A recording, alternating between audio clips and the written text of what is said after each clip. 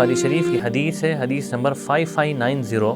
اللہ کے نبی نے اس کے اندر قیامت کی ایک نشانی بتائی ہے کہ میری امت میں ایسے لوگ پیدا ہوں گے قیامت کے قریب میں کہ وہ حرام کو حلال کریں گے۔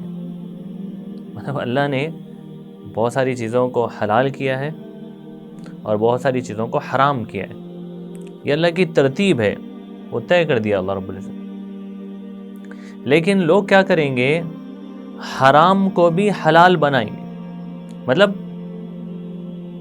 بنا کر اس پہ عمل کریں گے۔ جیسے اللہ کے نبی نے اس حدیث کے اندر مثال دی کہ لوگ شراب کو حلال کریں گے، نام چینج کر کے اس کو پئیں گے۔ اور دوسری مثال اللہ کے نبی نے دی ہے کہ ریشم کو، مرد کے لیے حرام ہے ریشم کو حلال کریں گے۔ ریشم کے بارے میں تعویل کریں، پہلے زمانے میں ایسا ریشم ہوتا تھا، اب الگ ریشم ہے اس لیے حلال ہے۔ جیسے شراب کے بارے میں پہلے زمانے میں الگ ہوتی تھی، اب الگ ہو رہی ہے اس لیے حلال ہے۔ پہلے نام کا مسئلہ تھا، اب نام چینج کر دیا، حلال ہے۔ پہلے لوگ جو ہے الگ نیت سے پیتے تھے، ہم صحت کے لیے پی رہے ہیں، حلال ہے۔ تو یہ جو ہے نا، اللہ کے نبی نے 1400 سال پہلے کا قیامت کے قریب ایسا ہوگا۔ سود کو لوگ حلال کر دیں گے، زمانے کے میں انٹرسٹ کو لوگ حلال کر رہے ہیں۔ اسی طرح آپ علیہ السلام نے کہا، مثال دی ہے کہ گانے بجانے کو حلال کر لیں گے۔ بہت سارے لوگ آج کل کہہ رہے ہیں نہیں مول صاحب، وہ جو گانے ہیں نا وہ مائنڈ فریش کرنے کے لیے سن رہے ہیں، تو وہ جائز ہے، مائنڈ فریش کرنے کے لیے، جیسے ایکسرسائز جائز ہے۔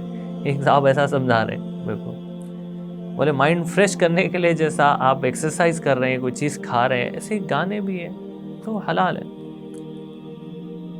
تو گانے بجانے کو اللہ نے حرام کیا ہے، اب وہ حلال نہیں کر سکتے۔ ایک صاحب نے کہا کہ وہ شادی زندگی میں ایک مرتبہ ہوتی ہے، اس میں بجا سکتے ہیں، کچھ نہیں ہوتا، بعد میں نہیں بجانا چاہیے۔ یہ ایسا مطلب یہ ہے، معاشرہ ایسا چل رہا ہے۔ تو اللہ نے جس کو حلال کیا ہے اس کو حرام کرنے کی اجازت کسی کو نہیں دی، نبی کو بھی نہیں دی۔ آپ علیہ السلام نے ایک مرتبہ شہد کو اپنے اوپر حرام کر لیا تھا، مشہور واقعہ ہے۔ آیتیں نازل ہوئی اور اللہ کے نبی جناب محمد رسول اللہ صلی اللہ علیہ وسلم کو کہا گیا کہ اللہ رب العزت نے جس کو حلال کیا ہے آپ اس کو حرام نہیں کر سکتے۔ تو حلال کو حرام نہیں کر سکتے، حرام کو حلال نہیں کر سکتے، یہ دونوں کا اختیار کسی کو نہیں دیا گیا ہے۔ بہت سارے لوگ آج کل معاملات میں، بزنس کے اندر، بہت سارے انویسٹمنٹ میں غلطیاں کر رہے ہیں اور آ کے یہ کہتے ہیں مول صاحب ذرا دیکھو کچھ گنجائش ہے کیا، تھوڑا سا ذرا دیکھو آپ۔ بعض لوگ آگے کہتے ہیں ہم اتنا انویسٹ کر دیے کہ ہم پیچھے نہیں ہٹ سکتے، اس لیے آپ اس کو حلال کیسا کر سکتے وہ بتاؤ۔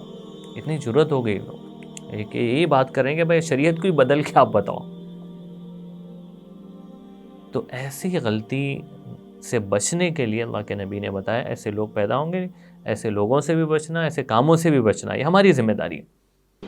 قرآن حدیث ہم کو یہ ذمہ داری دے رہا ہے، یہ قیامت کی نشانی ہم کو نہیں بننا ہے تو بچنا ہے۔